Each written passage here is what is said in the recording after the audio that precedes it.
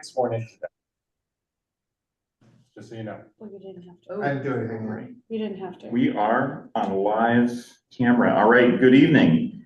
This is the April 15th, 2026 open public meeting of the Needham Library Board of Trustees being held via hybrid format, allowing remote attendance. First, I will take a roll call to confirm that trustees, library staff, and persons anticipated to be on the agenda are present and can hear me. For trustees, Kay Cahill. Here. Gerhard Grafe. I am not sworn in, and so I may not be able to vote today. Thank you for visiting with us today. Yes. Well, you are definitely here. Yes, You were here. I'm here as a I'm guest. here, but Duly noted. Jay Fialkoff. here. Michael O'Neill. Here. Megan Small. Here. Joshua Small. Here. And myself, Rob Pettit. For library staff, we have Library Director Robert McQueen. Here. Administrative Specialist Jenna White. Here. Program Specialist Gail and Dennett. Here. And Recording Secretary Faith Chrisley. Here.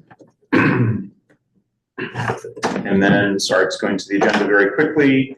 For the archives assessment, we have Tamara Gatos. Here. Thank you. This meeting is being recorded. If there is a problem that prevents the completion of this meeting, we will reconvene at 7 p.m. on May 12th, 2026. I hereby call this meeting of the Needham Board of Library Trustees to order at 7:04 p.m. For public comments, citizens are welcome to speak for up to 3 minutes each, not to exceed a total of 10 minutes. Citizens are encouraged to inform the library director in advance of their intention to speak. Those who provide advance notice will be called upon first. While the board will take public comments under advisement, there may be no opportunity for discussion or debate during this portion of the meeting. The first item on our agenda is the minutes from the March 10th meeting. I request a motion to approve the minutes of the March 10th, 2026 meeting, then we can discuss. So moved. Second. All right, let's open it up for discussion. One small thing on page 2. Under the draft of the library state aid discussion, 1 to 3rd paragraph down. A study pod purchased from the Friends of the Needham Public Library. Was it purchased from them? Or was it purchased with the funds from? Like buy them? Or So plan? is that word from, is that correct? Is that all I'm asking? What page is this? It's on page 2. The sentence that, I the think it's paragraph. like a study pod purchase with Friends of the Needham Public Library supplementing available state aid was also discussed. Purchased with funds from the Friends of the Needham Public Library is probably what you're thinking. That's what I'm wondering, if So did this we was- purchase this it, was the a library dis- purchased it from the Friends, is that? Was a discussion of a purchase. Yes. Okay. Is that what it was? Okay. By the, I would think that it would be by, okay, if it's, Purchased by the Friends. was also discussed. So if we were to rewrite it, it's a discussion of a study pod purchased by the Friends. Or was the Friends funds supplementing the state aid? Available state aid. Study pod purchase. With, Yeah. It's not with funds from the Friends? funds from, Yes. Yeah. Funds from, yes. with funds from. Okay. From the Friends supplementing Available. available state Yeah. aid.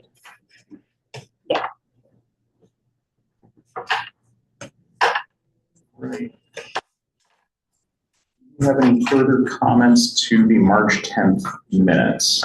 It just looks like Linda Novak's in red on the bottom of page 2. Yeah, and there's a word, the word And a- river is in red also. Commas are in red as well in that paragraph. So, yeah, it's fixing. Thank you.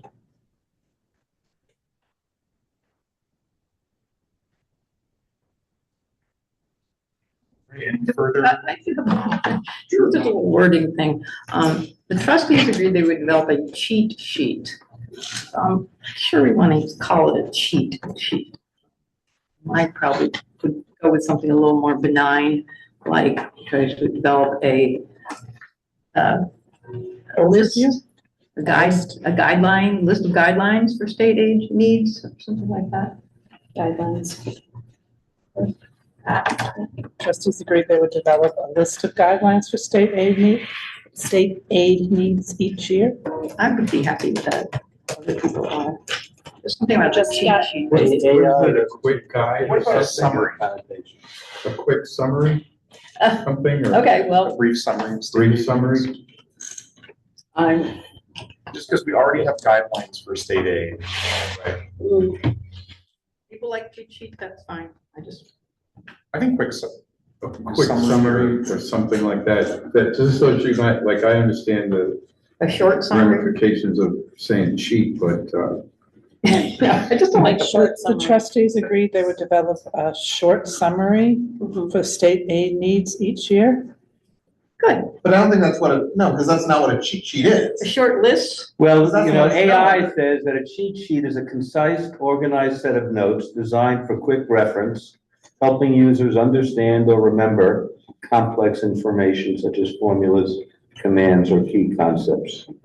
So I understand the sensitivity to recommending cheating, though it seems to be a phrase that doesn't have negative Generic connotations. All right, I mean, I'm not. gonna get mad I don't on feel it, strongly just about, I can yeah. understand, quick reference but guide. how about, yeah. Quick reference guide is fine too. what was it that you said that the AI said it was, Jay? Well, that's AI. What about websites? Organized What set of about notes, Merriam-Webster's? a set of notes designed for quick reference? Are we gonna have AI make our? I'm just asking, you tell what You it better is. stop. We could just have AI do all our policies. I was gonna propose a no AI policy. No AI use of the library. AI for gonna decide? ecological reasons. Oh, well, Quick reference guide. is Anyway, not quick bad. reference guide Yeah. is good. I don't think you need quick. Short A reference guide, reference But guide. we already have a reference guide. I don't know what a quick guide is, but okay. I wouldn't use the word quick to describe a start. guide. Brief. Summary. Public comment? We'll speak to the engineer. I'm more noting the agenda. You have to actually nominate officers before you can do the minutes. We did take it out of order, Okay. which we can choose to do officers first before we take a vote on minutes, or we can vote on minutes and then do the officers. Are we going with a reference guide? Or a quick reference guide? I prefer quick, just fine. Quicker than this conversation. All right, so we have a motion on the table. We have a second. Any further discussion on the minutes? We're all here in person, all in favor, say aye. Aye. Any opposed? All right, the minutes are approved unanimously. Now we'll go back in reverse order and go to the prior item, which is nominations for new officers. Should we go and speaking editorially for a second, I think there's a lot of merit to going in the rotation. It's actually in our bylaws that it's kind of heavily suggested that we do a rotation. It also gives everybody a chance to be in the different officer roles. Historically, sometimes we didn't. It's not mandatory, but Done for as long as I think, maybe one We've exception. been trying, right? That's right. Occasionally, somebody doesn't feel like Right. it's something they want to do that year for whatever reason, so that's okay. But it would be good for us to know what the rotation is, so I think, did you say you were gonna put it kind of an order together, or I'm happy to do it either way? I can certainly do that. I don't have it for tonight. Yeah. Tonight is just kind of the next Right, rung up sort of. But we can certainly put that together just so we can visually see where we all are in the rotation. If we were to kind of move stepwise per the bylaws, then Michael would move from vice chair to chair.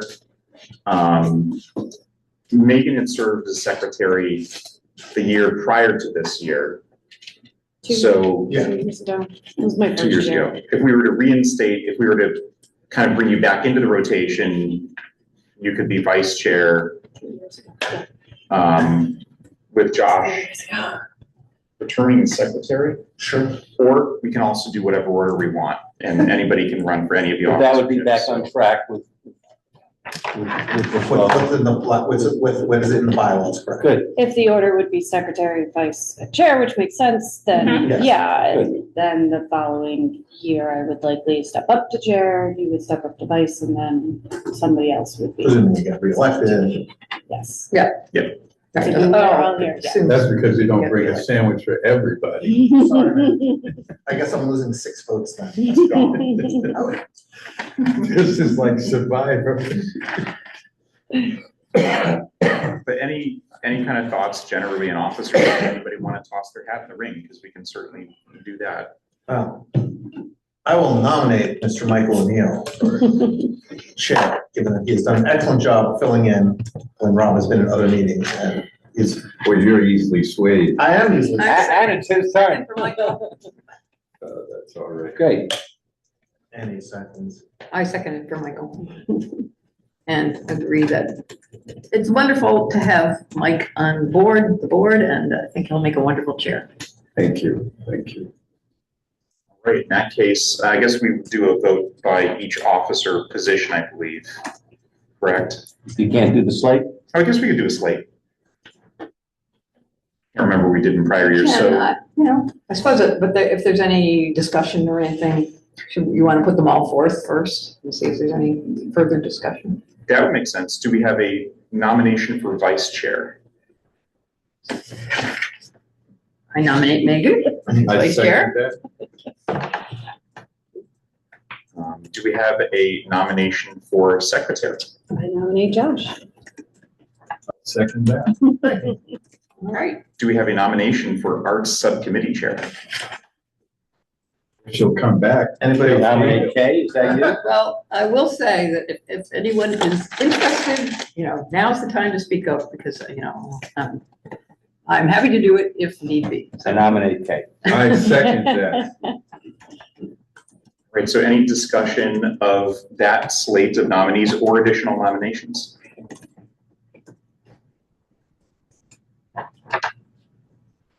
All right, in that case, do we have a motion to approve that slate of candidates? So moved. Second. All in favor? Aye. Any opposed? Great, congrats, everybody. Thank you. Thank Congrats to you, Rob, for, Yes. Thank you, Yes, Rob. Great job, Rob. You served us very well. We appreciate all you do and all you've done as chair over this past year. Not going anywhere soon, but Okay, good. And you get to be the liaison, or not the liaison, but the voting LFN. member of the LFN, right? Yep. That's the official. do you have to nominate for that? Is that official? We should nominate as our official designee. All right. If that's the case, I nominate Rob Pettit to be the official designee of the trustees to the LFN. Second. I second that. Megan beat you. I tell you.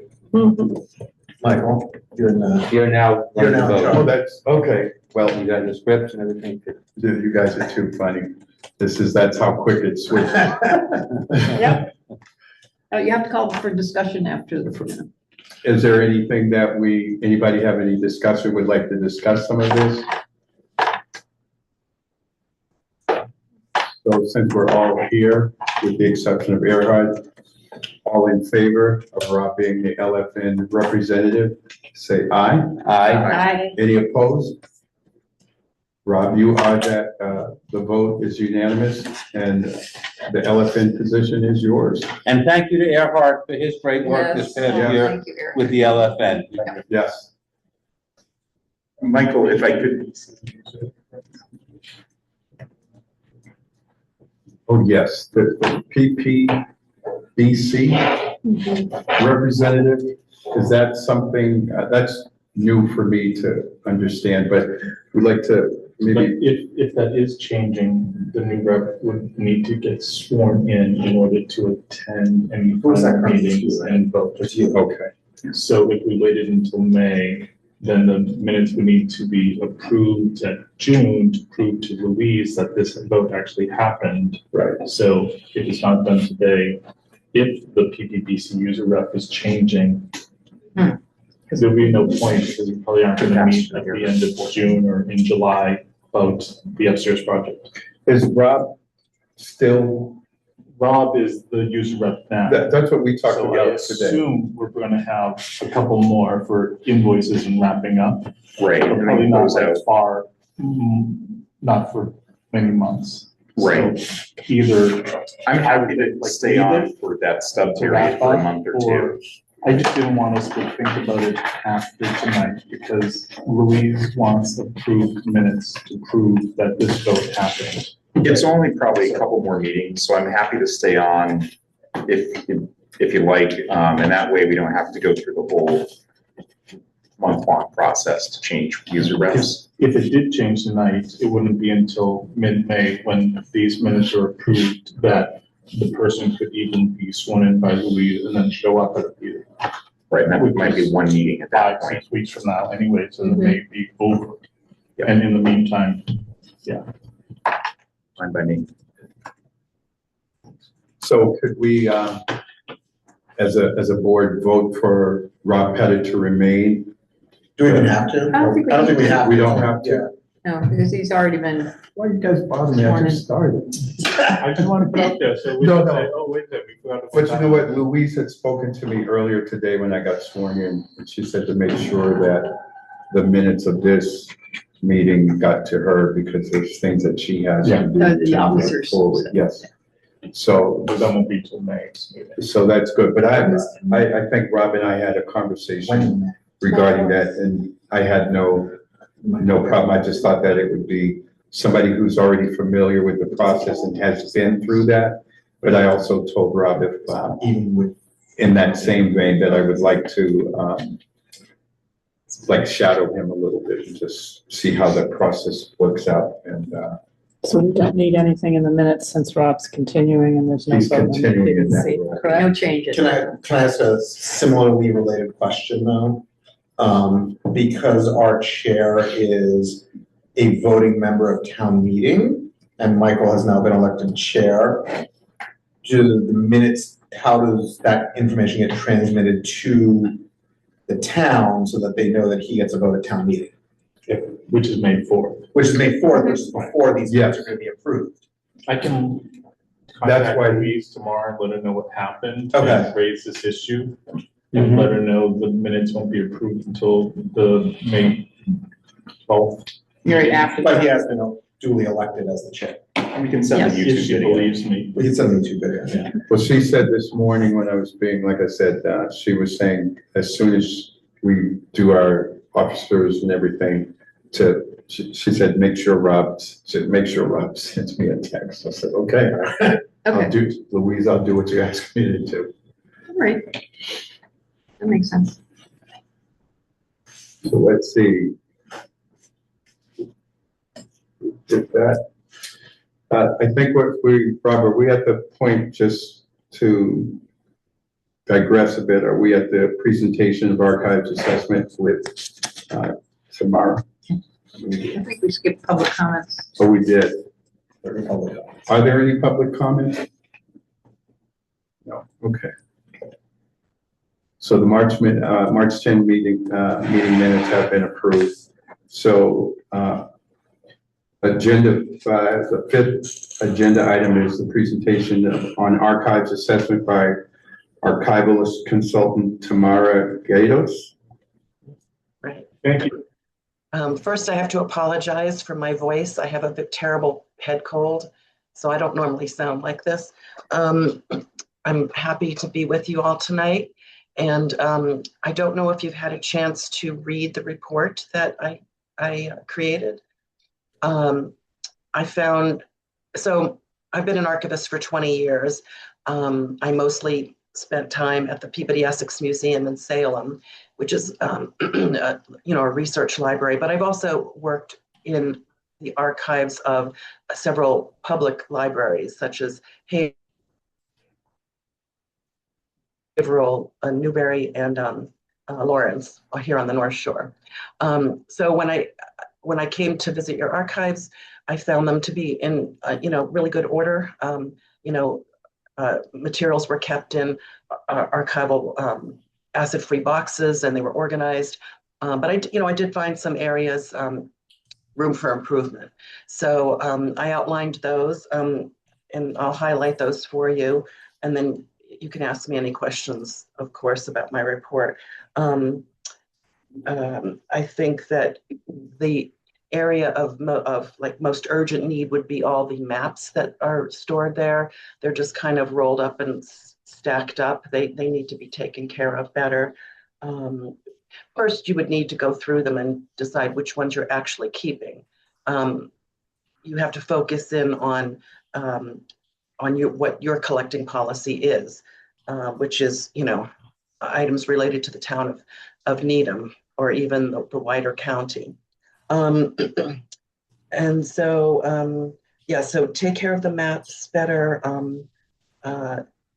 You need to review and improve some of the policies that are currently in place. At least you have policies. A lot of archives don't. But they can be tightened up and made better. And that helps when you're accepting material into the archives, as well as when you need to deaccession materials that no longer fit your collecting area.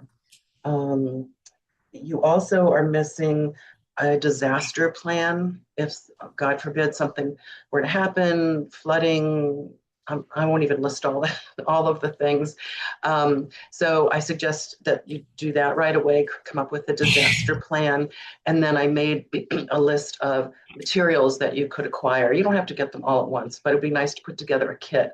It happened to us at the Peabody Essex, where one rainy day, all of a sudden water was coming in from the roof, and we had our kit ready, and we were able to put up plastic sheeting and absorb water, and like we knew what to do. And that I'm sure saved a lot of the materials.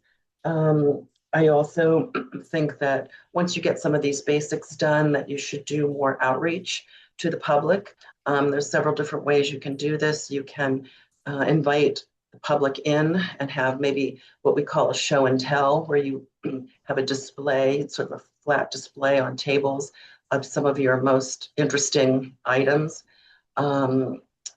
which you can decide what you think would appeal to people. But you also could, send out a newsletter or be a bigger part of the library's newsletter. I think also you should, the archive should have a more robust presence on the web page for the library. And all of that is so that researchers can find you and find your interesting materials, so they can use them in their research, or it might inspire them to write something new, a book, an article, a dissertation, using the materials that you currently have.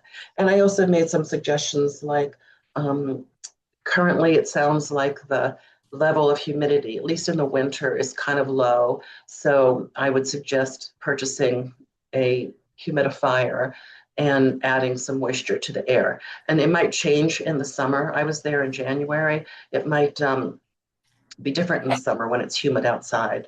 Not sure. I don't have that data.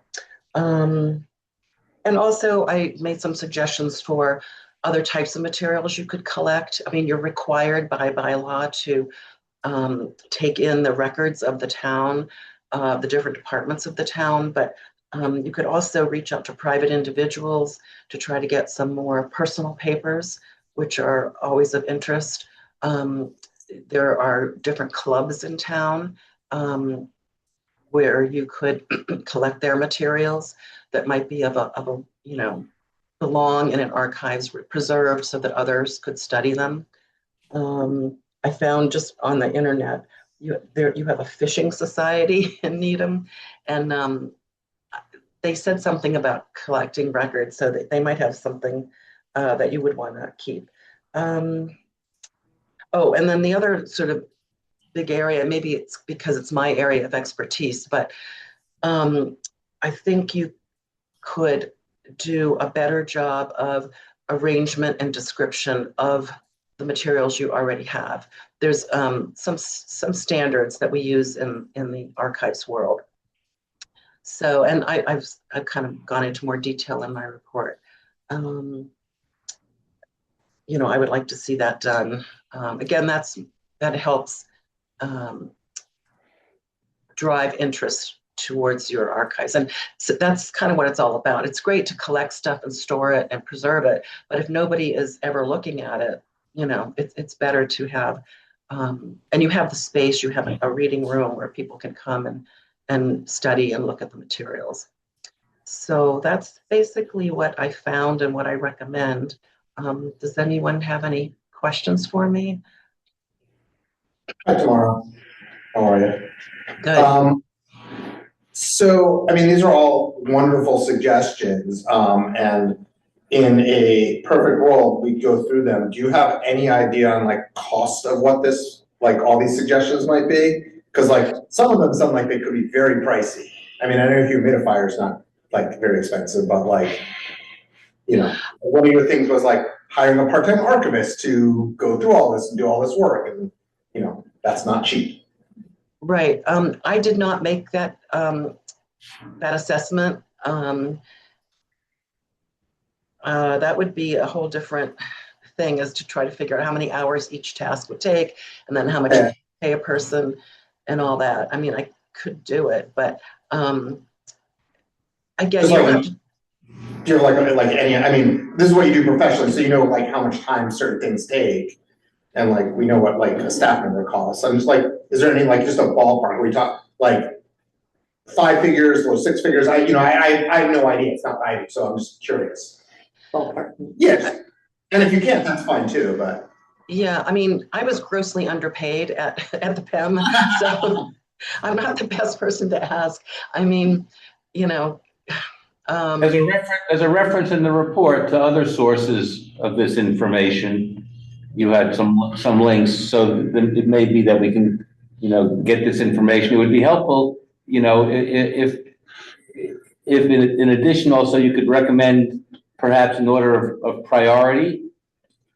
There are priorities. There are priorities. The High list and is clear. moderate. I know the maps is. Yeah, it says high and moderate and low. Right. Yeah, and Disaster materials, is that like something that's very costly, or just something?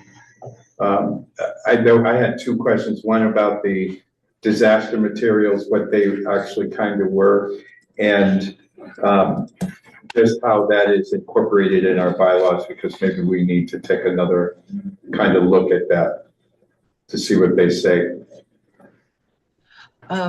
Yes, so the disaster supplies, I don't think it would be a couple $100. It's not a huge thing. I mean, you can go to Home Depot and get some of the items. You don't have to get them through an archival supplier. I did notice when I was looking up all of these links to archival boxes and folders and things, the prices have really gone up since COVID.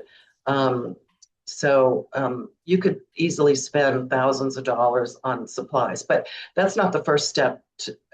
First you want to figure out what your project is and figure out what materials, and just buy what you need. You don't need to stock up on, a bunch of archival folders and, closures and all that. I mean, I would just take this piece by piece, make a plan for each year. You're going to spend maybe, I don't know, $5,000 towards this, and you can chip away at it. I'm sorry, I was just going to say, some of the suggestions don't cost any money, just coming up with a de-accession policy that's actually is progress we can make it at no expense. So Tamara, thank you. I read your whole report. It was wonderfully done and very informative. I do find the archives to be a little bit hard to understand what's there. And I see your suggestions for making it more accessible are really good ones.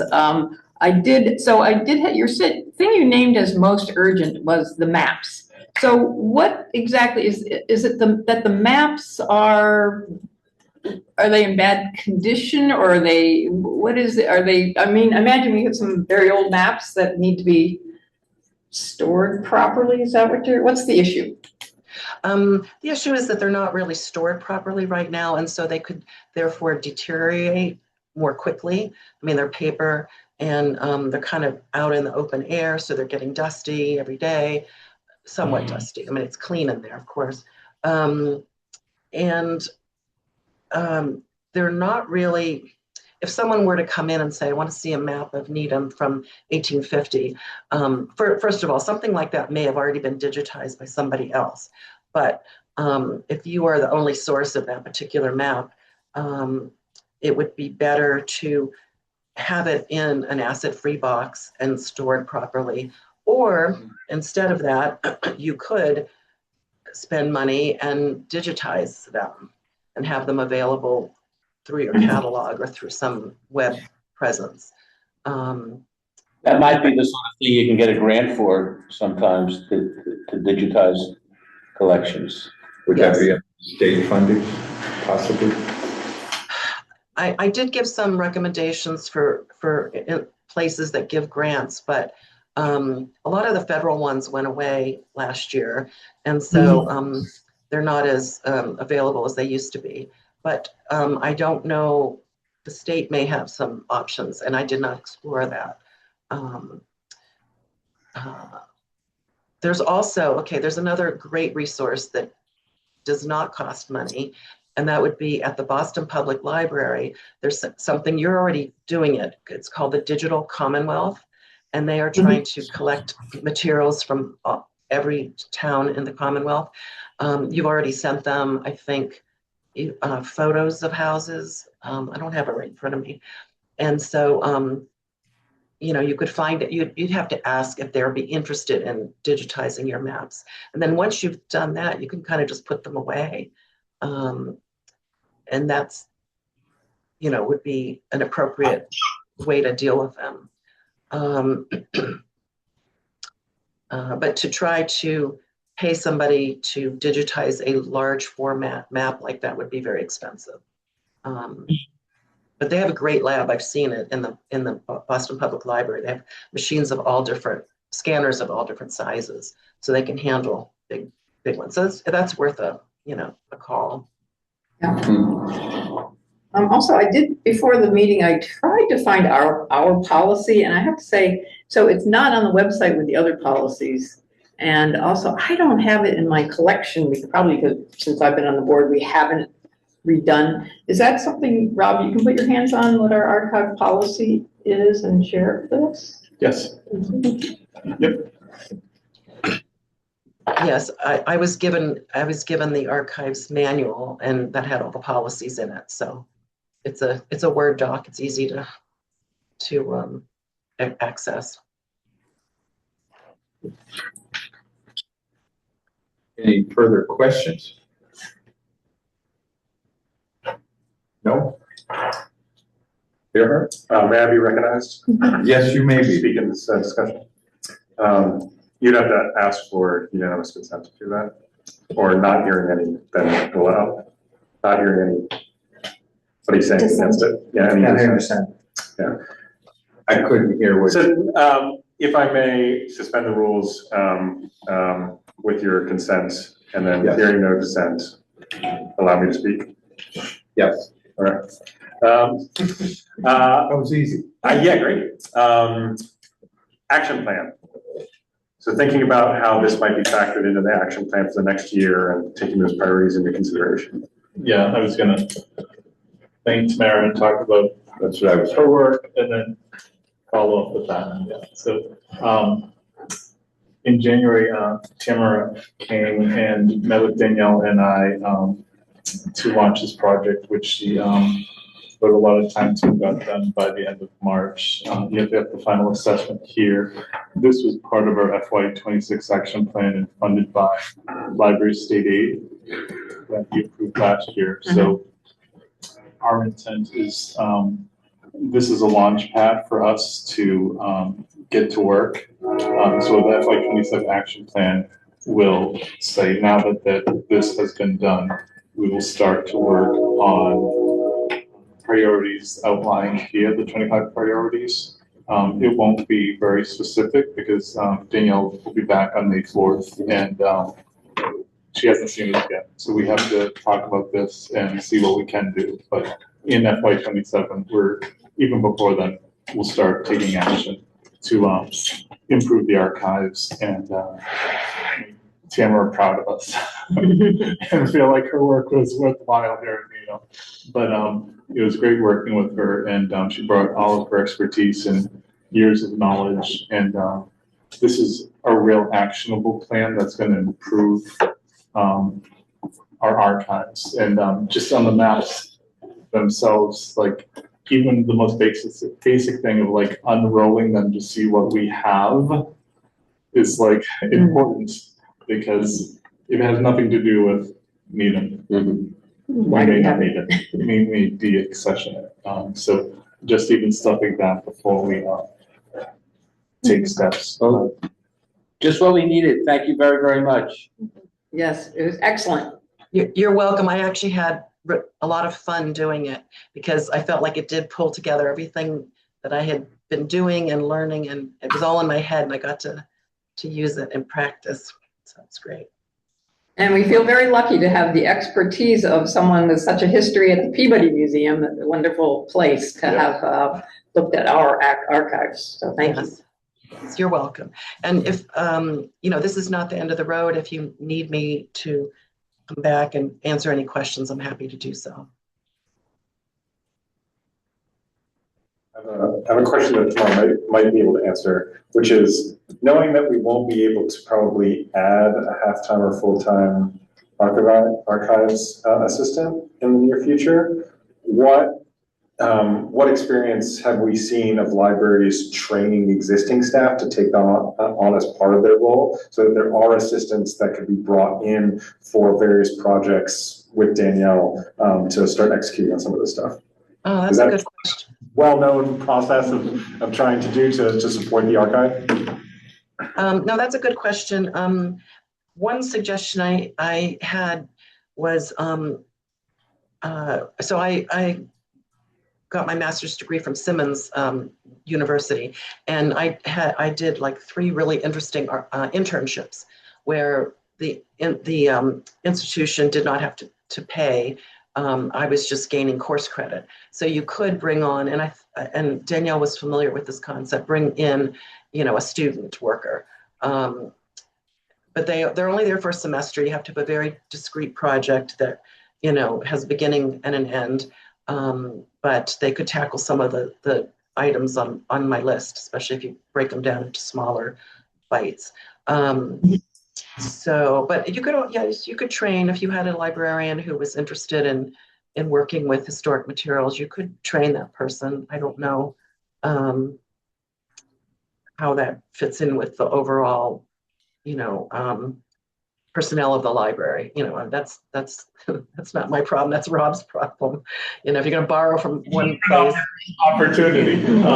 But I think the opportunity will show up more so with talking about community outreach and making the archives more engaging for our patrons and bringing in staff members, whether it's displays or programs or whatnot, or marketing to support and lift up the archives. In that, we did talk about an intern for specific projects where there's like a lot of time just needs to be devoted to sort of boring data work, you know, which they love because they're learning, you know, and we love because we just don't have time for that. Yeah, creating all the mark records. Right. Yeah. Well, I like the part that Tamara was talking about with the community part. I think that's essential because this, in essence, is something of the Needham community's history, and being able to provide access to that and accessibility so that people can come in and find out various things. I think that, along with, as usual, Erhard's great questions, I think that's something we can look at. And I'm glad that you gave us an option to potentially look at the Boston Public Library and their scanners as something down the road that might be a way to mitigate some of the stuff that we're trying to accomplish. But the appreciation goes to the things that you spoke about right now, the maps and everything else. Great. Giving us a good blueprint. Exactly. Yeah, it's not going to happen overnight. I mean, when I went to work at the Peabody Essex, they were still using a card catalog for for patrons. So that was in 2007. They were way behind. So it took some money and some ingenuity and just patience and time. It just took time to bring the library into the 21st century.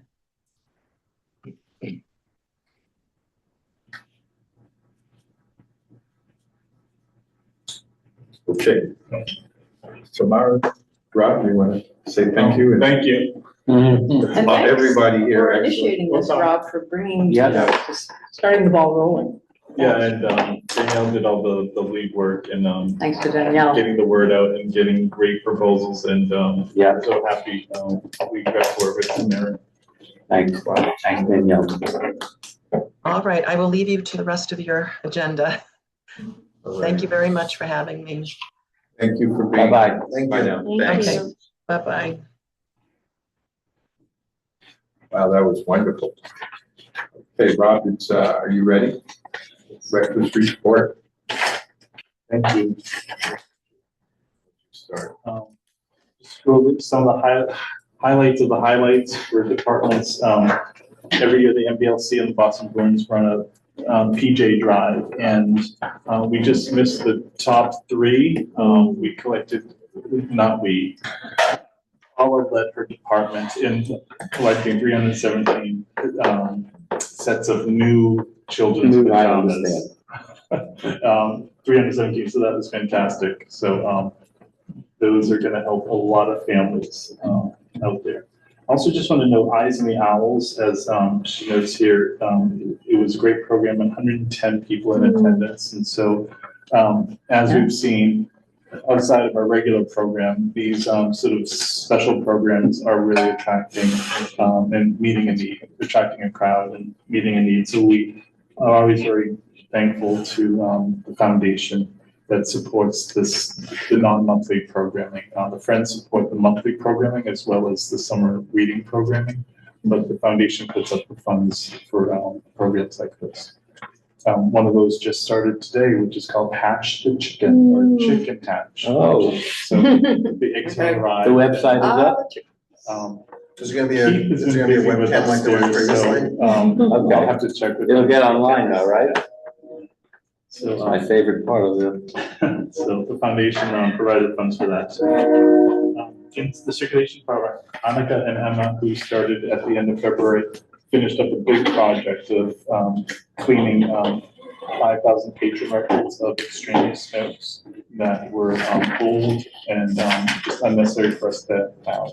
So that was a big project that started, I think, in early summer. And so staff, Karen and Kelsey began that, and Annika and Emma finished it.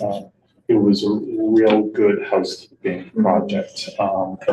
You know, our patrons' privacy is important.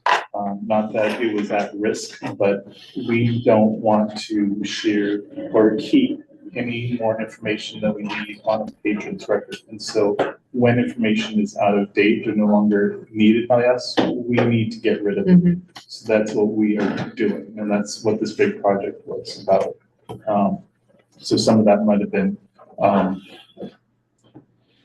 noting that somebody didn't bring their library card in March of 2022, or just notes that no longer apply, and it's not part of our operational experience to have those notes anymore. So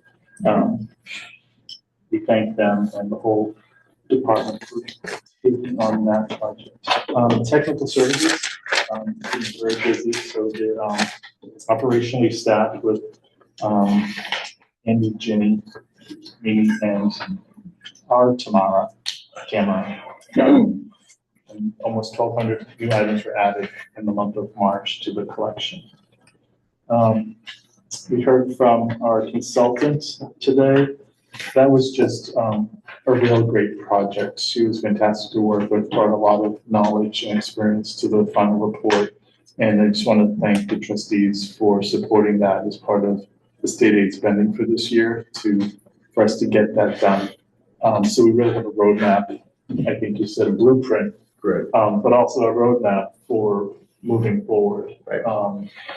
And what to actually do. And she gave us 25 good ideas for us to take action on. So, thank you. Reference department in March, there was the 18th annual Needham's Art in Bloom, which was presented by Beth Shalom Garden Club, supported by the high school and the other 2 garden clubs in town, the Needham Garden Club and Almea Garden Club. On site, Galen is our one and only staff liaison with that huge thing, and she, like every year, does a phenomenal job in making sure that it comes off smoothly here, and that things are protected and water stays in bases where it should be. And it was just another great success, and so we thank Galen for committing herself to that great community event. And then for the second time, Libby checkouts in March, which had 31 days, unlike February, which is 28 and didn't reach 12,000. But in March, we exceeded 12,000 again, as we did in January. In January was our highest Libby checkouts ever. So we didn't surpass it in March, but we did exceed 12,000 again. So really excited about that, and that just shows that we invest more dollars. There's a response, an immediate response by our patrons because the demand is so high there. So We're seeing, am I correct in assuming we're seeing a curve in which the relative share of the electronic content is sort of continuing to increase? yes, Little by little. so physical, I don't mean a curve, slow, digital, Yeah. much quicker. So, yes. So it's exciting, and luckily we have some dollars from our budget and from library state aid to support that. Some notes here from Jeff, who heads up the building maintenance department, about some regular maintenance work and some special projects that were completed in March, outside of all the regular daily and weekly work and monthly work that they do. Under community engagement, I just wanted to remind you, we have a community leaders story time. And so in March, we had the police chief and the community outreach officer from the police department, Rocket, come and do a story time. Paul and our team have really embraced that. It started in January with Katie King, and we had the public health nurse. And so in March, we had police chief come. So it's a great addition to our regular story times.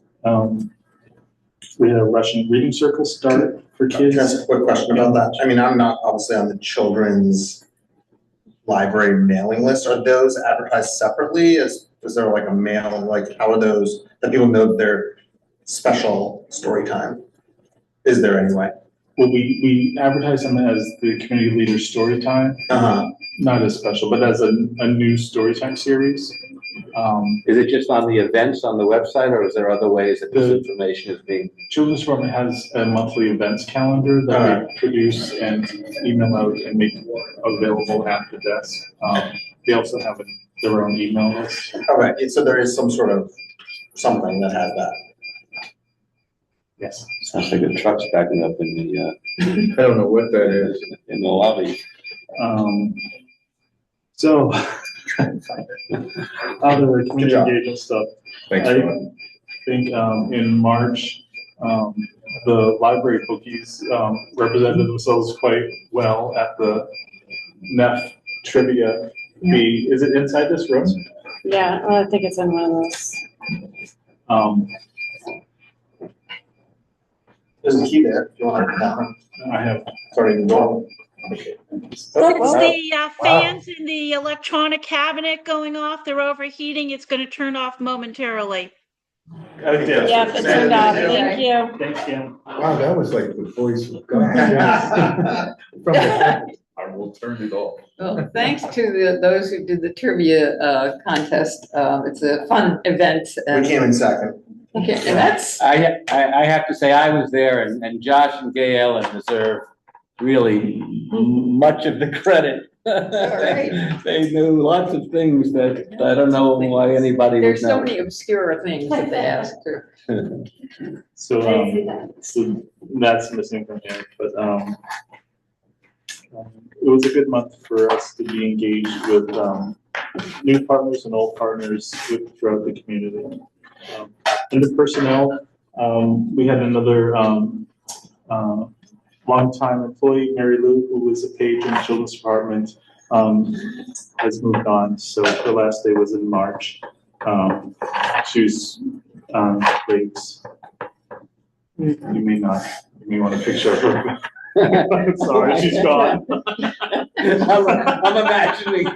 I'm not even saying it. I do agree under personnel, if there's any, since we have had a lot of new personnel over the last couple of years, any, it doesn't have to be like posted on a website or anything, but a photo for us with the person's name, that would be a helpful thing. Great, somebody proposed. I had. Yeah. I agree. Well, There's Josh so many- had it, Jay There's so had many it. staff members that like, we see their names, and I see their faces, but I can't put those two things together. Anybody, who's able to make it to the ribbon cutting tomorrow, I'll be able to just Oh, that's face to great. face to a lot We of can- stuff. we can line That's everybody up true. and Well, snap Well, that'll be a good them. that'll be a good opportunity, no question. You're That's out great. of control. Of Facebook for Trustees. He must be really tired tonight. So we're reposting the position for part-time children's reference librarian.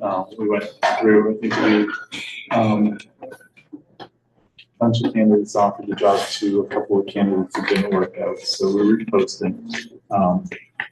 But we have an offer out to 2 people for 2 part-time positions at the circulation department. We received 72 applications for that, and 10 people, and are finalizing an offer. So in the next few weeks, we'll have 2 new faces joining us. So Keith LaFace is our temporary part-time library technology specialist, while Daniel's out, so he'll be with us working until Friday, May 1st.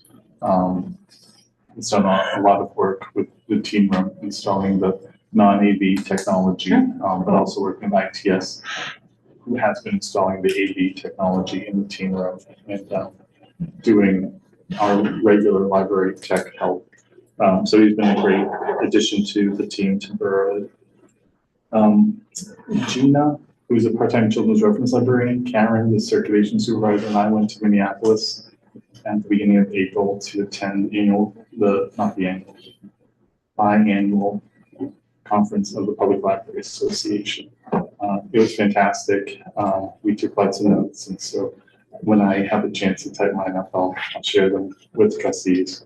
But that was made possible not by the MLS and their scholarships.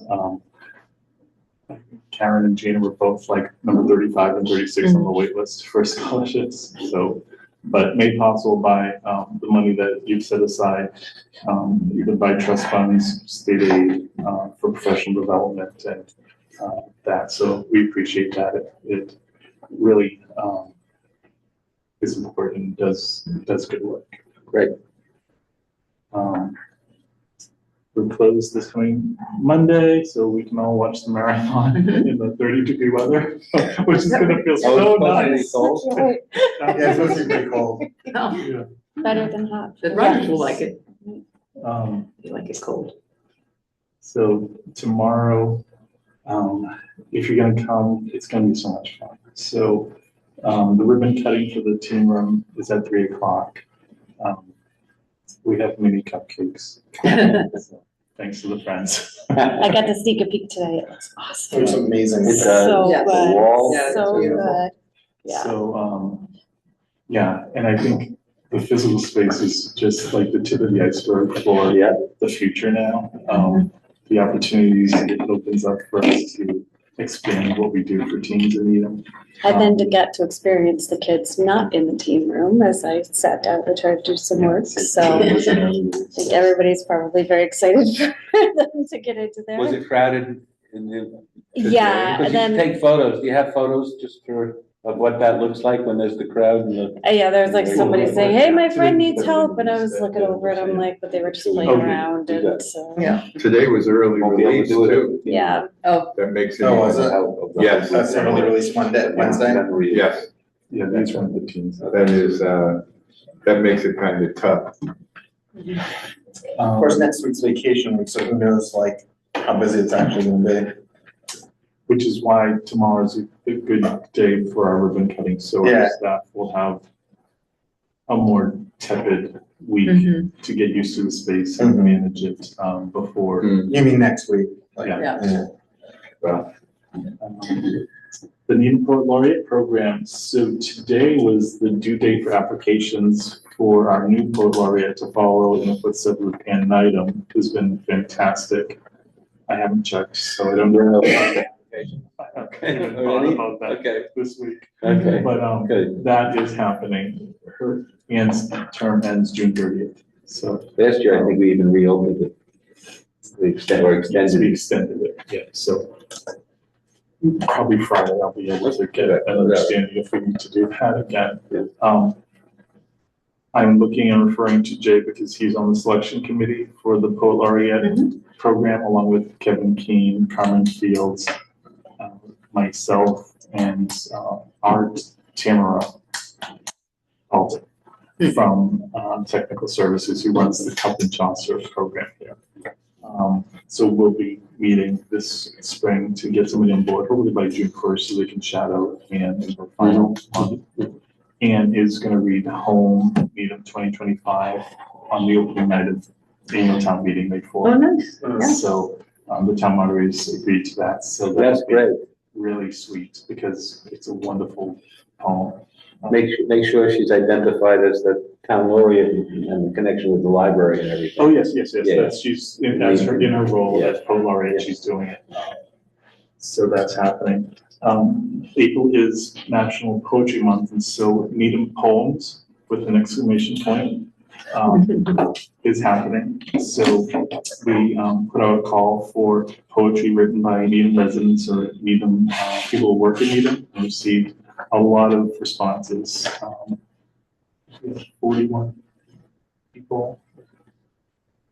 Anyways, we've selected 26 poems, and they are up at 3 locations across town, Needham Town Hall, the Center at the Heights, and here at the library.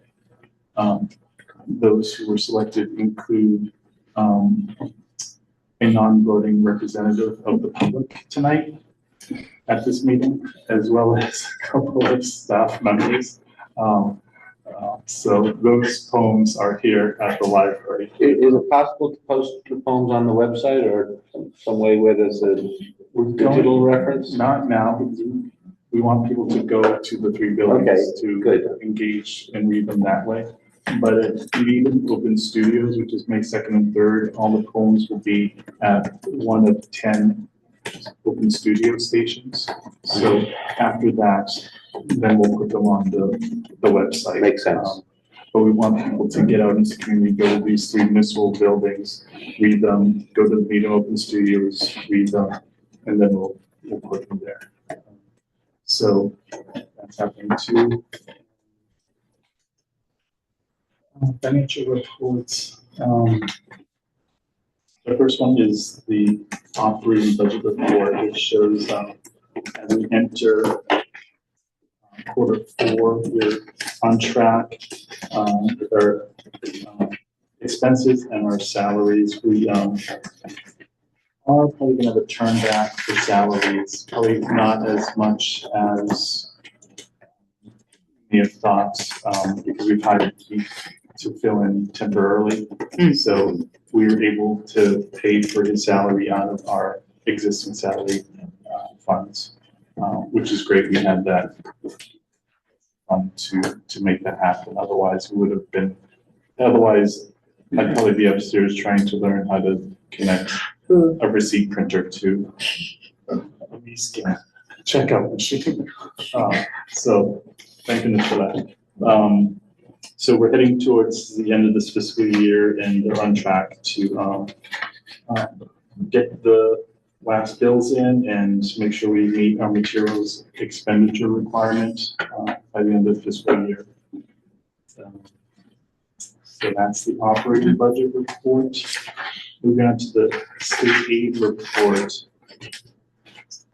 I think there was a suggestion at the last meeting that this report, I think there's confusion about the encumbrances and that these encumbrances were not what was approved, but what was left of what was approved to be spent. So I think there's a suggestion in the future that if we have the original approved amount in addition to what's left that hasn't been spent. So that's something we'll work on to for FY27 as we. So currently, this is what's left. Of what was approved, but the figure of what was approved isn't there. So for like Tamara gave us the consultant to assess and develop a plan for archives.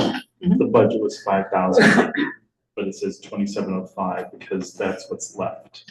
We haven't gotten her final bill yet, so we've paid her 2,300. So we may just change it to put that $5,000 figure so you understand that was the original. Like to put something in Yeah, parentheses. that would be helpful. Right, That would be great. Can I make one comment on this expenditures on this list? Because I think I've mentioned it before. The BMI license is a license to get the public performance of musical compositions. It's sort of a blanket license so that all of the compositions that are affiliated with BMI, which is one of the major performing rights organizations, with this fee, you have a blanket license to trust that you have the right to have music publicly performed.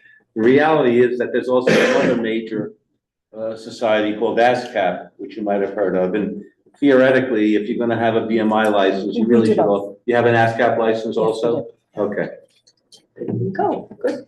Is that's not covered by the state aid? I believe it was at the beginning of the fiscal year.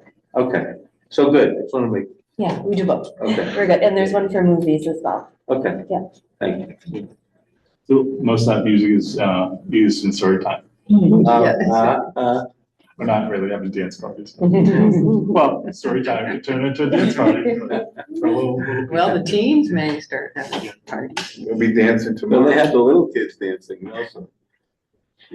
So the expenditures are listed here that came through.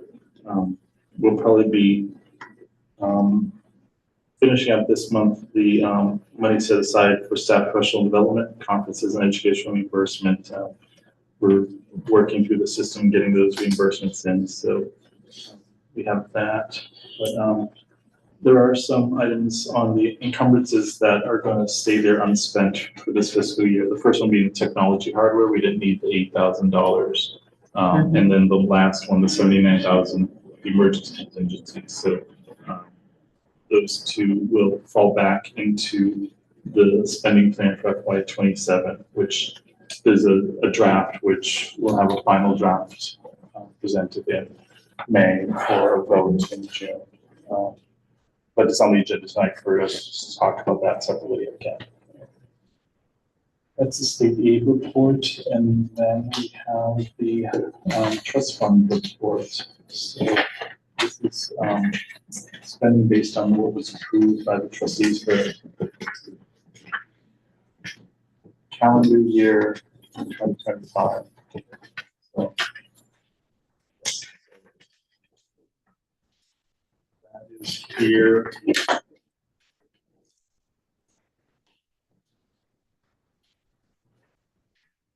Specifics was spent is listed on in the director's report, those expenditures from the permanent donation fund and the atonement fund. You see large amounts of money from the PDF are expenses paid by the Friends, but the Friends are now giving us the money, so we're paying the bills where before they paid the bills on our behalf. So, you know, in the past, you may not have seen a lot of bills paid out of the PDF funded by money from the Friends. But that's the way it is now. So it's paying, you're paying the bill from the PDF and then the Friends reimburse? Is that what you're saying? No, they approved our budget for calendar year 26 and cut us a big check.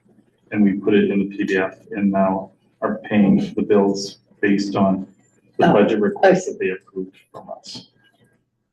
So, at the end of, I'll just say it because I just started to say it, but it has nothing to do with this report. At the end of this month, we'll be sending the LFN our grant applications for consideration for approval for funding for grant applications from July through December of 26, so the last 6 months of this calendar year.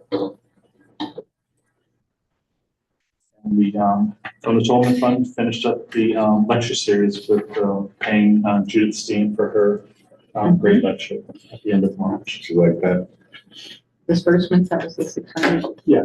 Oh, Yeah. It was all received. Moving on from the financial reports to the, not the monthly statistical report as the agenda says, but the quarterly report because March is the end of our third quarter of this fiscal year. So that information is here. Jay earlier had just made note of our digital circulation in comparison to our physical circulation. So you can see that for the third quarter, 41,000 downloads of electronic content. Physical materials is 101. So that is increasing. Make one request, and this is just kind of like, I've been trained to read charts, especially charts that are sequential in time, is everything should be reversed. It should be like the newest quarter should be, yeah, Q3, Q2, 1, and then March, February, January, unless people have an issue with that. Megan was agreeing with me. No, I was actually gonna say just flip it landscape to make it a little bigger. You could do that too, but If it can fit, maybe it won't all fit on one landscape, but. So it should be 3, 2, 1 instead of 1, 2, 3. correct, yeah, exactly. Because that way lead with the new. Lead with the new, correct. Yeah, that's. And landscape. What's that? and landscape. And landscape. Yeah. So all just good numbers here, and they're just gonna get better with what's happening tomorrow and yeah, so we feel really good about the future.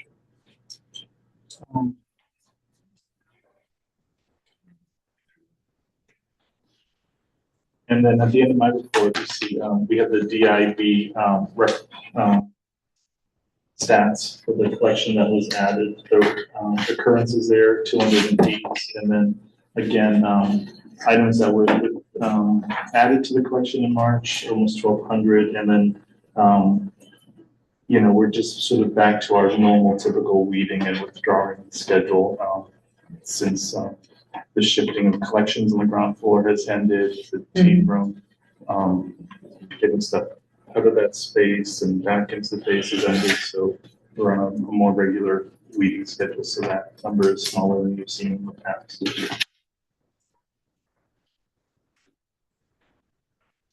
So that's my report. Questions?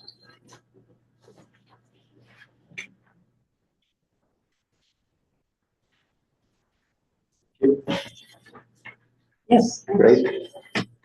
Any questions? Anybody? All right, new business. Voting on accepting the list of gifts. And I don't see. There is not one. I was about to say, I thought it was crazy. Sorry.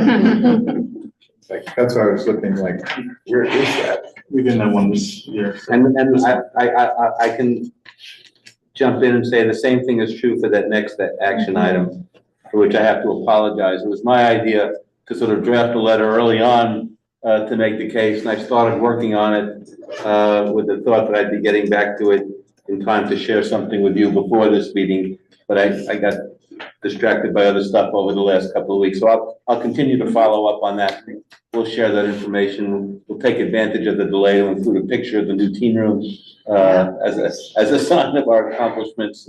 It's been on my mind and I've been feeling guilty and I regret it, but I wasn't able to get it to you as soon as I planned, so. A couple items that, A draft for people to look at, for us to then figure out, you know, it doesn't, one more thing. In the meantime, that doesn't mean that we're not already starting the process of trying to influence all the important people to make the case. I mentioned it to several folks that we saw at the trivia as an opportunity, and so I'm planting the seed to anyone I know, and you can have an opportunity to do that at town meeting for those of you who are there also anyway.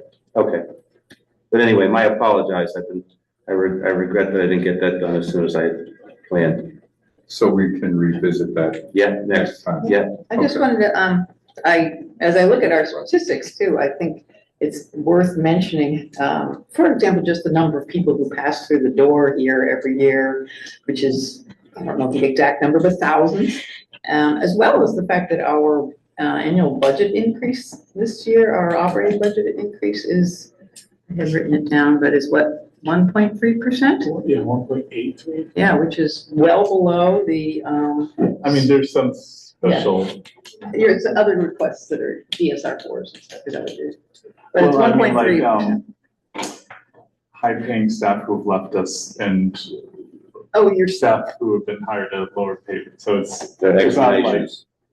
so much like woe is us, but But woe is nevertheless, us. We could always Our- use more money. increase is 1.3 and, Prop 2.5 says, the town is 2.5, so, that's a good figure to be shown. When we try to, show that we are carefully, we spend our money carefully, I guess is what I'm saying. Responsible stewards We are responsible stewards. for the libraries. Rob, I just had a question on the letter for town meeting members. Even if it gets to them after town meeting, it'll. Okay, I didn't know if the content was going to be, please support FY 27 operating No, that's not library at the May 4th meeting. Or is this a letter that's about This was intended to set the phase 2 in stage, the but fall? that's Children. that's what I was thinking the focus was. Okay, a letter later, okay. Yeah. Okay, I think it's better that it's not I going. didn't know if the Ahead. trustees just. I was rationalizing that when I wasn't getting it done, but, No, I it won't agree. I hurt. think it would be confusing to give it to them Yeah. now, just before this coming town meeting where we're not. We'll make the case soon enough, That's right. but. No, I was just thinking, I thought the trustees just, every spring, their annual thing was like, send a letter to Oh, annual town regarding meeting what we're members asking saying, for this. support the library I because see. it's so wonderful. We did that last year, we had a letter like that. So, But this is the That was more when we had of a. stuff. That's not what I was thinking. That's not what he was talking That's not what I was Yes. thinking about. The last year letter we needed because we needed $2 million for the project that is now finishing. This could be a nice bookends to that. It could be, but I mean, I don't, but if it's not there for town meeting right now, it's not. Oh, yeah, no, I think it's actually better a little bit after town meeting because it really, people's minds will be more focused on what's next. Yeah. and the dust will have settled somewhat, So, well, yes. literally, no doubt. thanks for your patience. Can we recognize? We recognize our meeting member. member of the public. Oh, the general public. Yes. Did you? I mean, I'm an elected trustee, I'm just not sworn in, so I can't vote on official business. So, we do send out the, report in the summer. To select board, finance committee, which should include some sort of significant discussion of the teen room and plans for going forward with, the phases of our building. One thing we could do is we could make sure that we craft that letter in a way that, is like the cover letter for that report in a way that speaks to those goals and puts those things in line, and then expand the CC on that to all town meeting members. When would that be? Cause that's like FY action plan, like when the action plan is reviewed and that report is finalized, that is shared to say, look what we did. So that could be as soon as late July or August. That sounds like the perfect opportunity to address this. Yeah, we just have to tie the. I won't use that as an opportunity to delay any further. Don't worry. We are. But that is a good opportunity. That makes sense. Yeah. Good idea.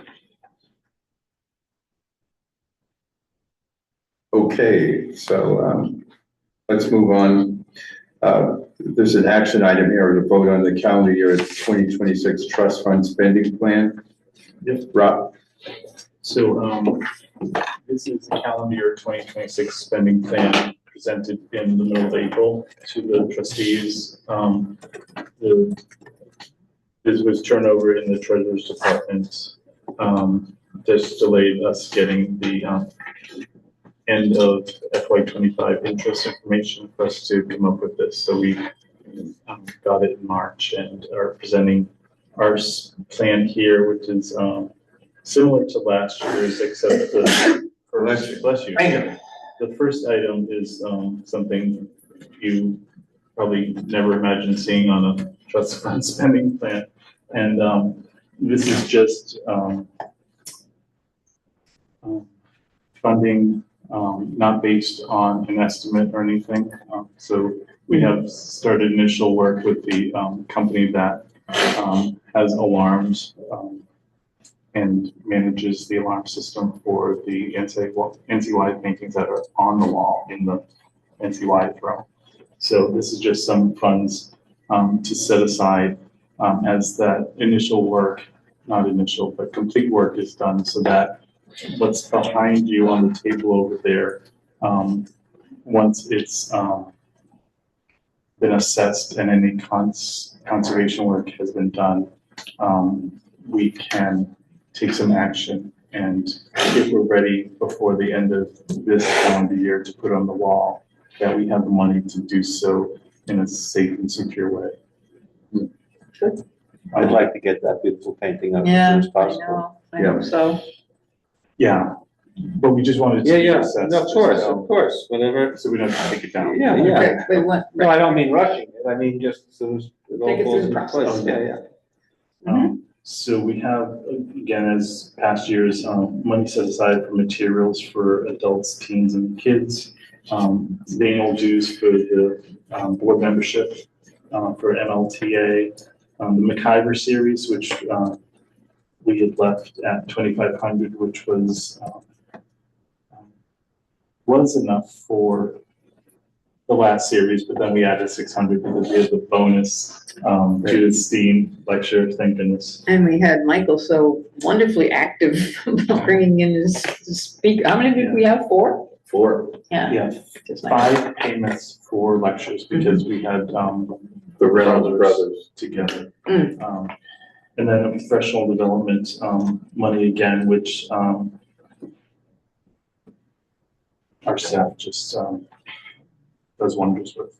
Makes great use of. So it's less than last year's 42,100, but meets our needs and is responsible and conservative based on the interest that we have available to spend.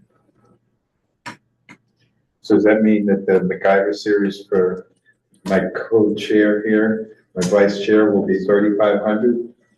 No. Oh, I was trying to make it. He said, But it could be. It could be. But I think typically $600 was the honorarium for your lectures. So this would provide funding for honorariums, but also if there's expenses related to lectures. So the amount isn't sort of trying to dictate anything. Got it. Mm-hmm. It's just money. Because when I came to the board to ask for the last speaker, the board had the leverage to say yay or nay, and I was so thankful that you guys did. That was great talk. yes. Steen, Dr. Steen. Basically, tonight, this spending plan, would take effect now and we'd start to, add some bills to these amounts. The soonest one would be professional development.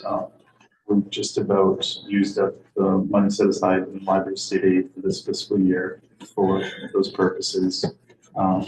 So we would look to, use some of this 10,000 to cover the rest of our bills for this first half of the calendar year, which is the last half of this fiscal year. On professional development, I'm assuming that the librarians who go are getting ideas and putting them into action, based on what they're learning at these They're also, conferences. yes, sorry. They're also bringing back their knowledge and what they've learned. And so Diana, when she went to Virginia for the Computers in Libraries conference, was the first one to work with a we developed for her to capture what she's learned to bring back so that we have that knowledge. So Gina and Karen and I are the second, third, and fourth staff member to do the same. So it's a full reporting mechanism that we require of anybody going, especially to like an overnight conference. Significant value. Yeah, so our expectation is at the end of each day, it's completed so that it's not the week after I get back, I've got to remember whatnot. So we've made it user friendly to capture notes in the moment or at the end of each conference day. So I myself have 13 pages of notes, which will take a little bit of time for me to transcribe and then share out. Yeah. Wow. So we actually have to put a motion forward to vote on that. And So moved. have a second. Second. All in favor? Aye. Opposed? This vote moves forward. Any discussion? Anybody have anything that they'd like to add to that? Gerhard, we just voted On the trust fund. on the trust fund.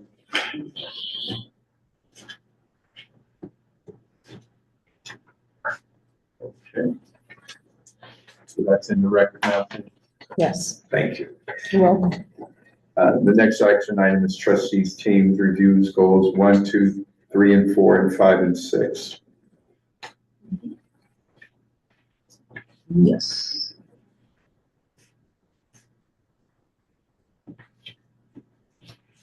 If this helps, whoever's volunteering to do 1 and 2, I'd expect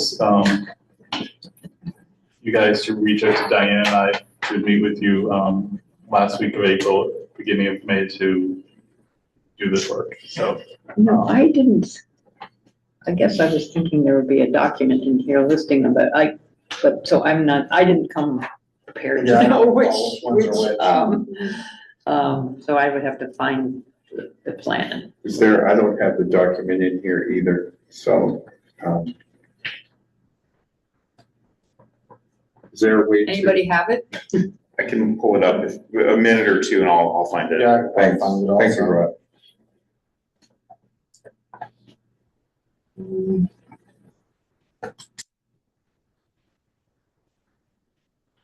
I believe we have 2 meetings to go over all of those goals collectively. So I think last year we did 1 and 2 in May, right. and then 3, 4, 5, 6 in June. Right. Yeah, that sounds right. Rob, do you have the categories of what those action items are? Or have you gotten to it yet? I'm still getting there. I have the 2025 action plan, which is that what we're working off of? Here, I got it. No, 26. The goals. should I have be the it. same. The goal. This is, hold on. Okay, here we go. I got it. Do you want me to quickly summarize the Or do you goals? want to just, I can send it to people. Sure. Megan, Jay, and I did 1 and 2. Kay and Michael did 3 and 4. Earhart and Josh did 5 and 6 last year. So what are they? That's what I, 1 is user experience. 2 is community partner. 3 is also kind of user experience, catered to the wants and needs of the community. 4 is access to diverse collections. 5 is basically staff matters. 6 is future use of interior and exterior design space. okay, you want to work together again? Sure. Okay, we'll do 3 and 4. Okay. 3 Is user that the, experience and, yep, community partnerships, diverse collections? Yep. All right. that sounds fine to me.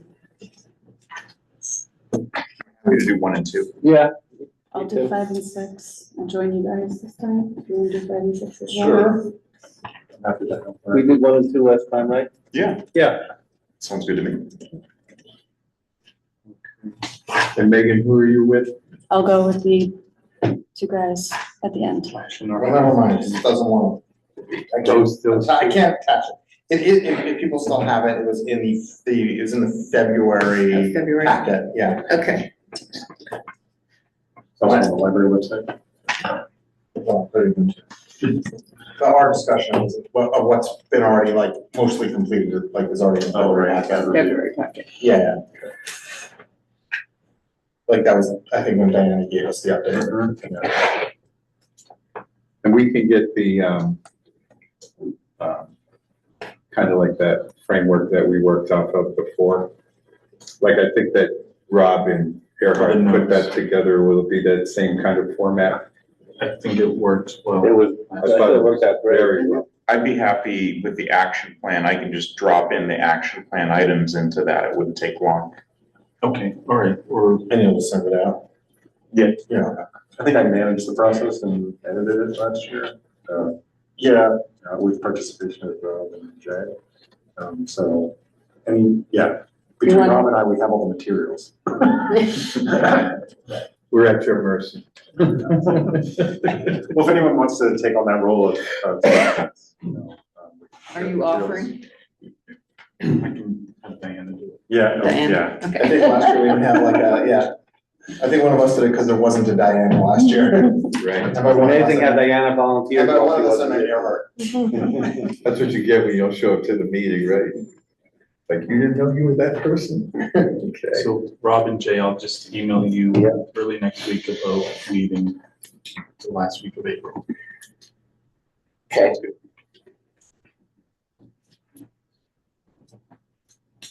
When do you finish class this semester?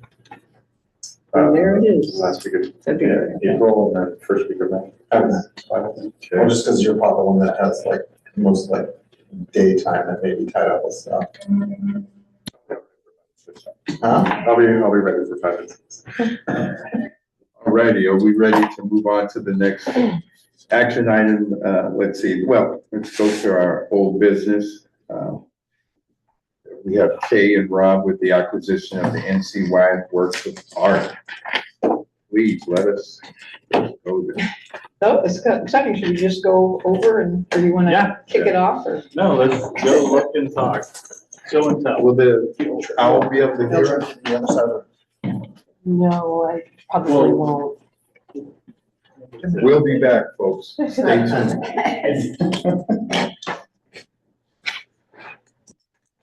You tried last week.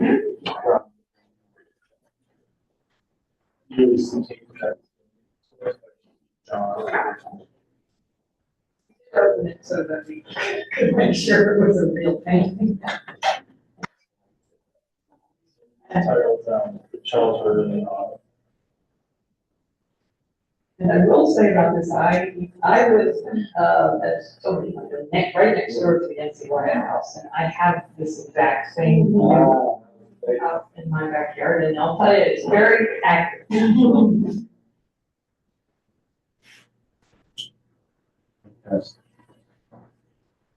to right, are the folks who draw the foundation for just for the archives. This is also the Charles drawing.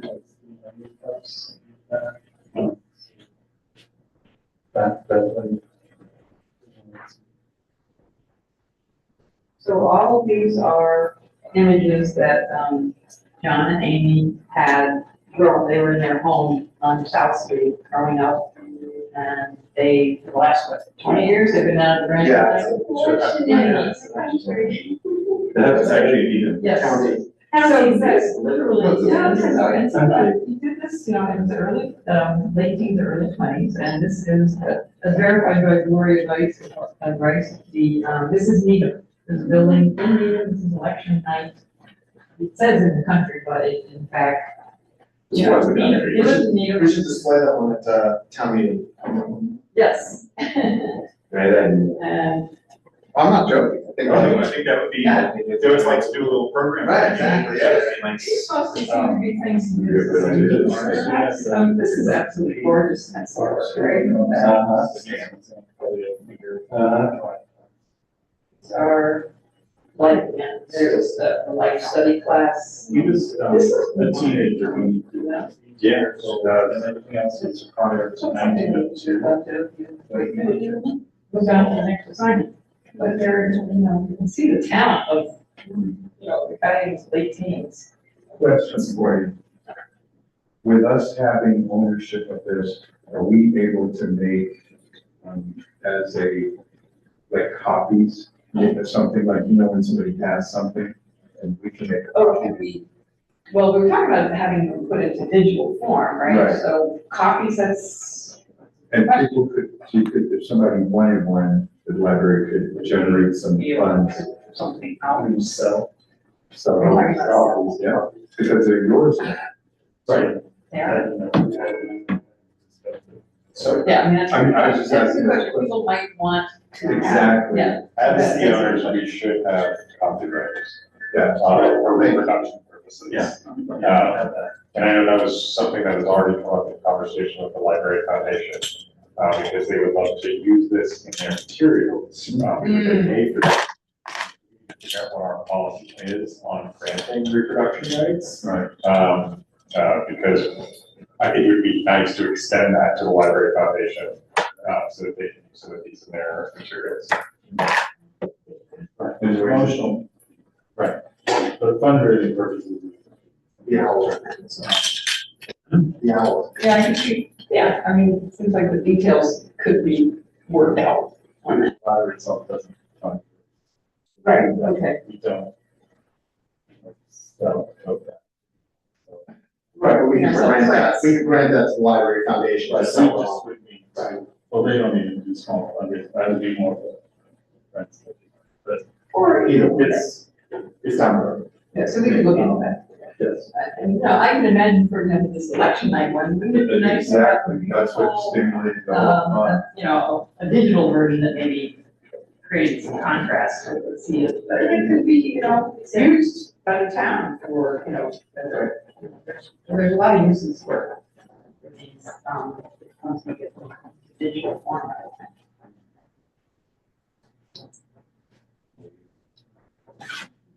think. Certainly had a, This kind of responsible. It is. I mean, yeah, this beautiful seascape, sea adventure story. Kathy did this year early and then brought her down and she saw it.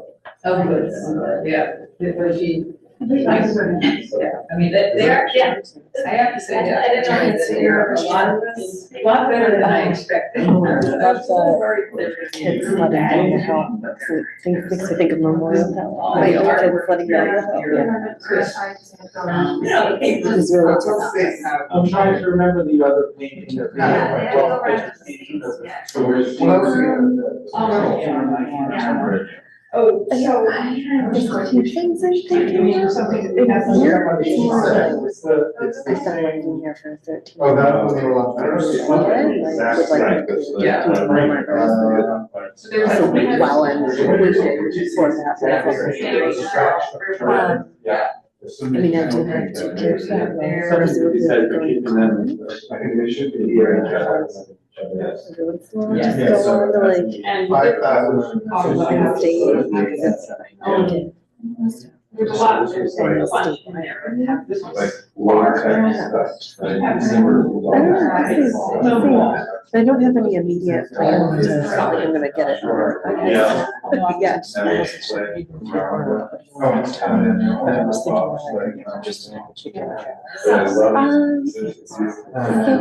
I have just been doing public libraries administration. Okay. Yes, yeah, that is great. I think that was for a while. Yeah, definitely, I just been taking it's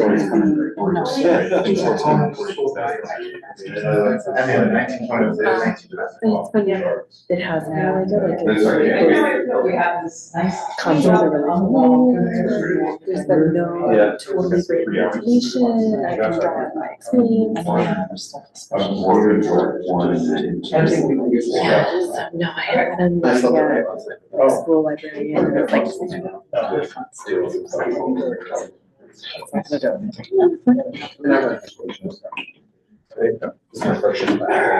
So just to let you know, next steps, we'll bring the 14 drawings to the Northeast Document Conservation Center and have them look at them and just give us a report on what work needs to be done on each of the drawings. And then an estimate for the cost for that work. Is that being paid for by the LFN, like their assessment? The assessment, They do, I no, think. not necessarily, I think state aid. I think we. Yeah, so at, May meetings, some of the leftover funds from this year, like the $8,000 in technology, we may have a request to pay the assessment. Got it. The actual work will be To that. something else. Shipping. Okay,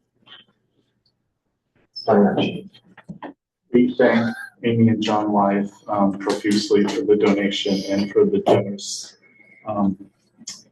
discount they gave us for the purchase of this to bring it back here.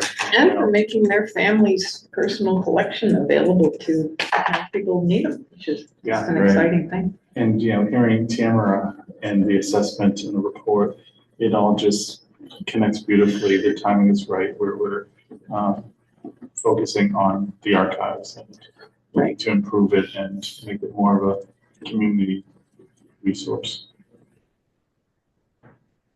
okay. And many thanks to Kay, who's been right there, like. Yeah, I've doing been very all the excited work about this whole since thing. The fall, it's been, I think, 6 months, 7 months of work Emailing to make it. and phone calling and. So, Wow. All right. And I have to say this, that those, I was saying to Kate earlier, what we saw on the slides looks 1,000% better in person. Yes. Very much so. It's like, that's like, wow, it's really beautiful. Okay, Rob, the draft of the FY 2027 library state aid spending plan. yeah. So there's no update here, so it was just a placeholder, but no update. Just to let you know, I did meet with, I attended the Friendly Board meeting in March and talked to them about the opportunity to participate in funding the study pod purchase. The response was positive. I'm reached out to the treasurer to ascertain the exact amount of money that is left over from the Doris Kearns Goodwin fundraiser from the spring of 2023, celebrating the 50th anniversary of the Friends. So at that meeting, it was brought up that possibly there's not as much money left as I thought. So the treasurer's going to let me know exactly how much money is there. Are blessed with even more funds than that, so I don't know that particular figure, if it's less than we need, means that's all the Friends would be able to contribute, but that would be just another discussion what we need. I think they meet, what is it, April 26th, I think, Yeah. is a couple of weeks. Yeah. April 27th. Yeah. So are you saying that if they don't have as much as needed for the pods, that we would probably include that in the state aid? Is that what I'm understanding, or am I not following? You're kind of hearing what I'm not saying. Okay, all right. But what also I'm not saying is we have not received our second state aid payment yet, Right, so okay. that's not reflected in the draft plan. We don't, Okay. we just want to make sure we get that $40,000 before we add that to the plan. So that is out there in the mix, but we also had thoughts about when the Friends Bookshop moves to the Bosworth room, that there's an opportunity here for new seating on the ground floor, study carrels and soft seating here. Right. And that could be made possible through the use of state aid. We also have potential movement on the assessment report, on the archives, and to gain some funds to continue that momentum. We also just saw 14 drawings that even the best of them, we're going to need some money invested in them to conserve and at least digitize them. So there are pressing needs. So worst case scenario is that the study pod purchase becomes a two-pod process over the course of 2 fiscal years, with Friends and library state aid spending. So, and that this is likely to change, is what we're Yes. saying. Okay. There is $40,000 we haven't received yet, which will be added to this amount that we have to come up with a spending plan for. Okay. Any further questions on that? Then we'll move to the next action item, the library art and exhibits committee report. Yes, so now that I'm going to be our chair again this year, I will call our next meeting, which I had not been, I've been holding off on to see, what was going to happen on that. In the meantime, so we don't have any votes that we need to make tonight. This month we have Needham Open Studios upstairs in the gallery, a whole variety of local artists. And next month in May, we have the Needham High School Scholastic Art Awards winners. And then June, we have Sharif Muhammad, a Boston area artist who does African-American themes, beautiful, big, colorful pieces that will be exciting. We have voted on all of those already. That's going to be spectacular. Yeah, it is. Especially with the new team. Oh, yeah. Those colors. Very, very cute. Very vibrant. So, that's all we have for them. There's no, we've approved for June, so we're set for tonight. Thank you, thank you. All right, the MacGyver series, I guess that's mine. I want to thank the board, number one, trustees for allowing me to have that last person, because I think it just kind of was an eclectic, my theme was a little something for everyone. And I think we were successful in getting people to come in, and the level of expertise of the people that we had was such that when Dr. Steen came in, when I first started to talk, I said it hit a little different, because a lot of people were in their own personal lives feeling this, and it gave me a sense of I felt really good that there was something I was doing that was helping my friends in my community, but I didn't know that. I was happy to find out there was a resource for people that I know that were even on this board. They could reach out and actually touch that person and actually connect. That is, if you go on WebMD and ask a question, you would feel like you had every symptom that was talked about.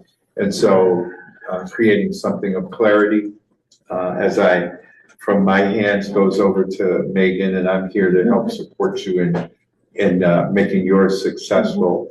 I just think as a team effort, it's something that my predecessors didn't have the opportunity because of COVID, and I'm sure they would have done equally, had great people come in also. And I just think that this is a great format. And actually, if you get people to say yes, it's a lot of fun watching it come together. It's nerve-wracking, but it's a lot of fun. But I appreciate the boards helping me to bring this, saying yay to the last person, because I think that just hit it out of the park. And I think we had, I think we had 65, 62. He had more. Yeah, so it was a great time, and have such difficult material explained in such a way. It was very good. And Kay's husband, Steve, had a great question. So I was just like, wow, this is good. And just to see people engage and have that was an awesome experience. But that's it for me with the MacGyver series. And Jay, if you have anything to add with the Friends of the Library? I was unfortunately unable to attend the last meeting. Rob mentioned what they discussed about the pods. I will say that there are two programs coming up soon that you should be aware of, sort of back to back. On Sunday, April 26th, Emily Franklin is a best-selling author, and she'll be talking about two of her books. One's The Lioness of Boston, about Isabel Stewart Gardner, and the other one is a book called Love, Lust, Art, and Betrayal that includes, characters such as Percy Shelley and Lord Byron and Mary Shelley. And it's not that often we have events at the library that talk about lust, so. That's lust for reading. Anyway, that's Sunday, and the next day, Monday evening, is the first of our collaborations with New Bookshop of Needham, book they've been, recommending by Marie Bostwick, called The Book Club for Troublesome Women. And she's going to be here. It's sort of a collaboration, and that's the Monday evening. So those are coming up soon. The Friends have their next board meeting, oddly enough, I think also that Monday evening. They do. It doesn't make any sense. They didn't want to change tonight. Okay.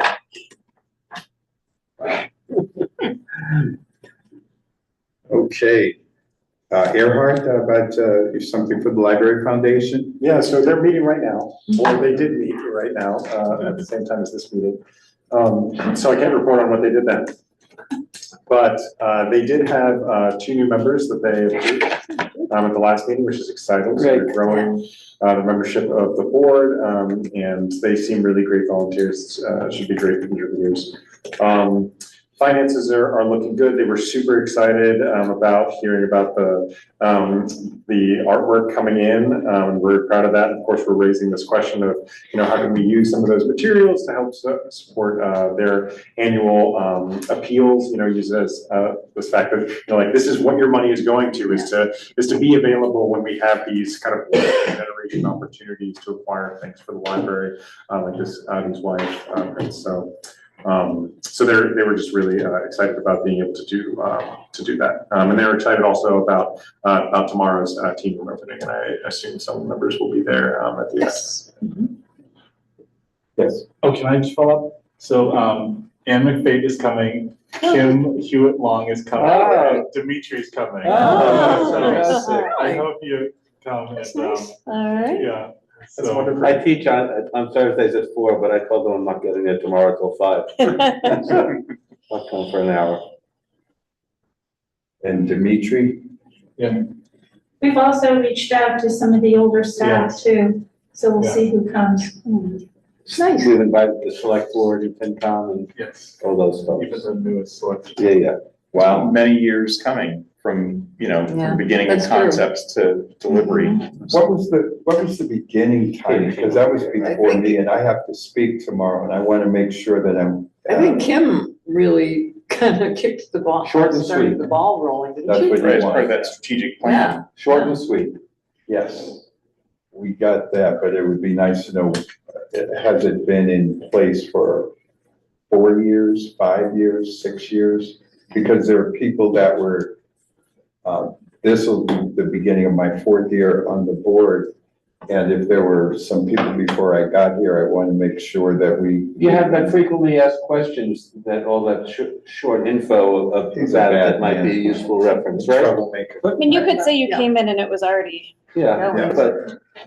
But I think you're right that it started with the work that was happening while Kim was director, both the strategic plan and then the space planning study was launched, which was based on in coordination with the strategic plan and emphasizing the need to reach that population. And so there was a lot of outreach to the teens and emphasizing that the strategic plan meant that raised up to the phase 1 first priority. And so I would say, like we have at least 5 years, right, in which this has been. I'm gonna go KISS, keep it simple. At least 4 years, 4 years. I think it's 2022. 4 years. At least 4 years, which has been a high priority. Even on the library website. Percolating, yeah. But I think somebody mentioned that the German idea may have come when Ann was talking about replacing the carpet in the building, and That's what I Yes, the space planning. before we do that, let's think about the interior space and whatnot, and so that led to. That's how, that got us into the queue. And To do a space plan, right? Because each department requests a space plan and then you get put into a queue. Yeah, when the town is willing to kind of look into that. So that was more than 5 years ago. Yes, that is. So that's why I asked that broad question, because I want to be historically accurate, because this is something very important to the library. For your reference, just, you don't have to say it all, but for your reference, on the library website, there's the teen room renovation and expansion project, which has some background information. Okay, I'll check that out tonight. Okay, yes. All right, well, any trustee comments? I have one. Yes. In light of what has happened today and a comment by Louise, our town clerk, I think we should reschedule next year's meeting to not be the day after election. So that people can have some more time to be sworn in, but we don't have to do it right now. We'll just put it on the agenda for whatever we are scheduling them. Does that involve a bylaw thing? Yes, that is in the bylaws directly, and so you'd have, but we could vote to change it. Because you always override the bylaws. We are the committee. Did Louise offer to? I think the bylaws Because in the allow past, It says unless otherwise decided. Yeah. in the past, the town clerk has said to me and us that she would be available immediately before our meeting at Right. town hall. And so we went over to They town were hall. awake until 4:30 in the morning counting ballots, and they had 2 hours of sleep, and then we're back at like 7:30 in the morning, so I don't know, but she This is just. just on me in terms of juggling my schedule. But she mentioned there were a lot of people who needed to be sworn in like the day of, and Yeah. would recommend that meetings be moved so that Okay. it didn't have to be so much of a pressure. So I know we had talked about it before this and decided it didn't matter since most likely we were all gonna be the same people. We just want to keep it same week, so we're not going into April vacation. Yeah, Yeah, up it one more day or something. I I'm can just tell saying- you at this point, April 15th, which is a Thursday next year, is available if you want it on that date. I'm just saying I won't be able to attend. I teach. On Thursday. I teach on Thursdays. I probably can't. We can bring this up. I mean, we have Yeah. yeah. several months. When, I forget when we vote on the schedule, it's like. We never, do we? don't. No, I thought we it's, did. it's. No, it's only hard coded Tuesdays. into the We only vote bylaws. on Oh, we only vote on the holidays. schedule for like closures of the library. Yeah. Yeah. All right, I have a trustee comment. yes, go for it, I'm sorry. So April is National Library Staff Appreciation. It's National Library Month. The week, the 21st, is National Staff Appreciation Day.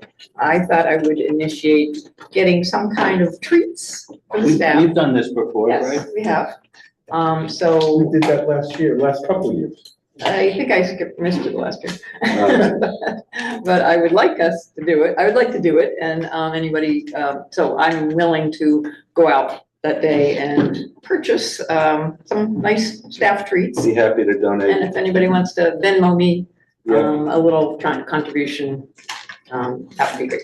That would be fantastic. The foundation is providing staff with lunch on Tuesday On next Tuesday. week. Oh, okay. It's, National Library Workers Day. That's the day I was thinking, but so it if sounds you like wanted to. that would not when- be. Do you want like, When, okay. do you want like afternoon cookies and coffee? Do you want like a Sunday bar? What do you want, Rob? That all sounds good. I don't know. Donuts? I would bring in something. Because like you could, I'm sure like, Chocolate, something chocolate. I or mean, like, okay, something chocolate. Yeah. That would be just a snack or treat. We could bring it in, the staff could come in during the, throughout the day. Donuts and coffee on That'd a morning, be- that'd Hey, be is great that too. you? That would be, Is that me? K Allison one? I know. No. Well, then, No. wow. we should send I'm not that gonna around announce to my us. Venmo here, Yeah, but I'll- email us. Do what a it is. collection of pastries from the PT4. If any- Are there any other comments? I have only one quick question. There's been this recent development about the IMLS, and I'm just wondering, does that have any practical impact on us in terms of funding? Not directly, but the MBLC's funding, last July 1st, they cut slash probably half of the statewide databases. Uh-huh. And so now that things seem to be not as dire, perhaps within the next year, we'll see some of those being restored. Okay. But we don't get IMS funding directly, just our state library aid. Okay. But it has affected library services statewide to patrons. Yes, IMS. IMLS. Yeah, I wanted to make sure I had it. Thank you. So in other words, the databases that our patrons can access were cut as a result of that. Yeah. So this week it was announced the Trump administration is not appealing the decision Okay. that said what they did with the IMLS was not. Not legal. Wow. Good. Any other comments? Well, I wanted to say this before we adjourn. You have 1 minute to get done by 9 By o'clock. 9 o'clock. I just wanted to say to all my predecessors, Kay, Earhart, Jay, and Rob, I hope I do as great a job as you have in showing me how to be a chair. And it's a privilege and an honor. And so that we can get done, I have a motion to adjourn. So moved. Second. All those in favor? Aye. Opposed? We are now officially adjourned. It's All right. before 9 o'clock.